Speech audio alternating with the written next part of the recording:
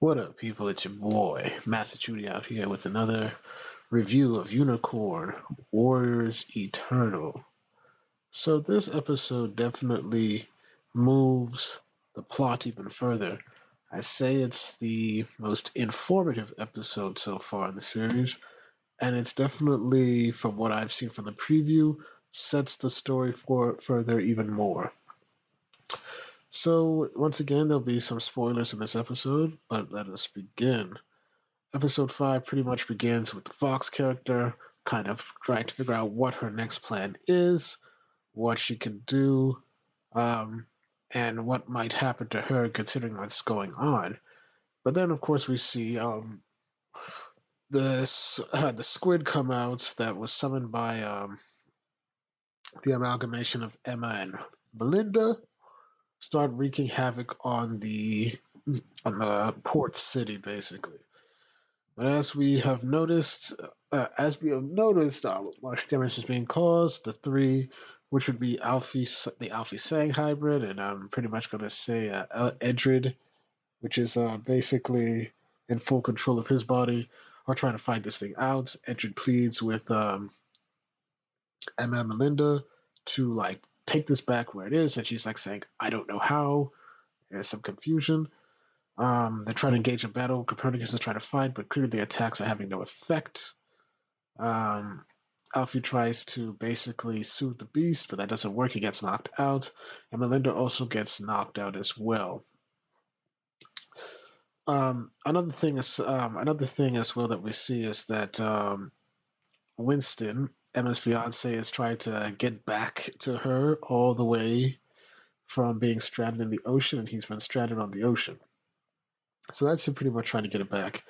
But the main point of this thing is that we get to delve into a little bit of intrigue with the story where, as Emma's knocked out, it would seem that, yeah, pretty much, yes, as Emma's knocked out, or the Linda Emma hybrid is knocked out, we see that Emma is back, but she wakes up in a new world, basically, and she meets what seems to be a very child version of Melinda who has no memory of Emma, and it's explained that they're back in the past.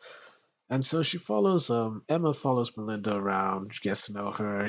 This Melinda is very different from her grown up version. She's spunky, she's more outgoing, she's happier. I mean, of course, she's a child, but she's clearly adventurous and has a spirit about her, as opposed to the stoic woman that she ends up growing into.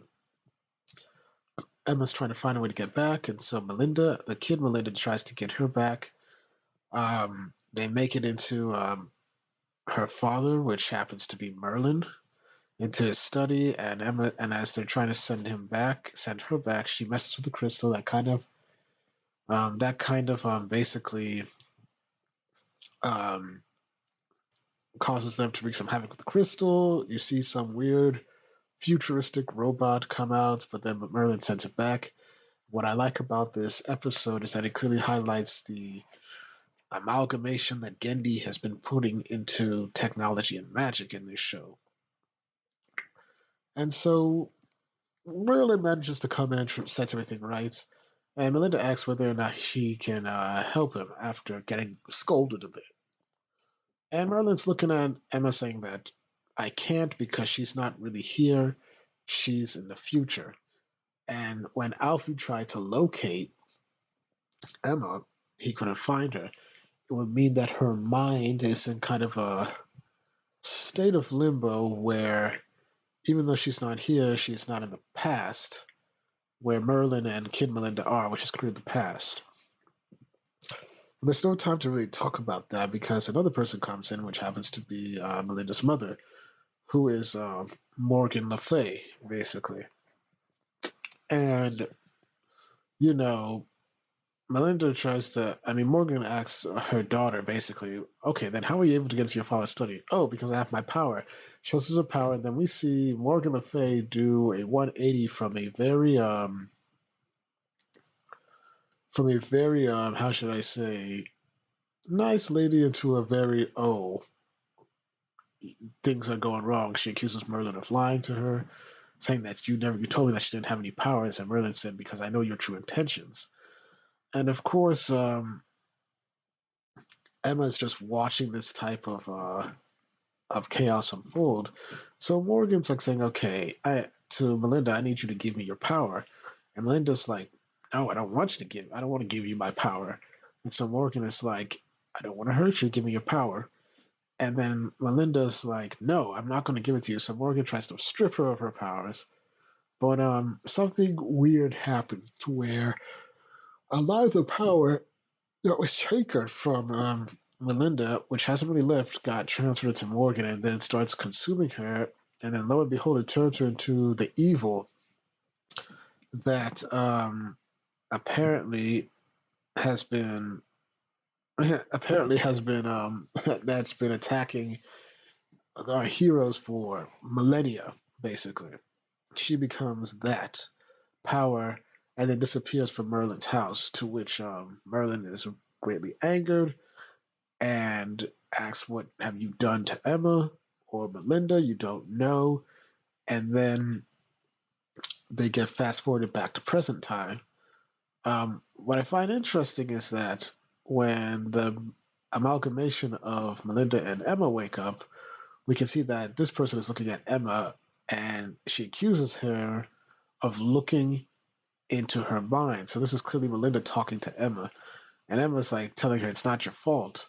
So then Melinda, which is clearly the one in control this time around, goes berserk, attacks the Kraken, and blows it up, pretty much killing it instantly. But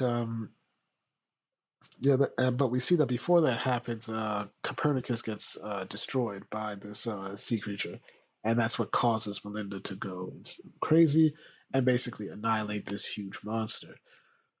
Side note: Winston manages to find an abandoned boat. The last person there is a werewolf and turns into a werewolf because we have a blood red moon.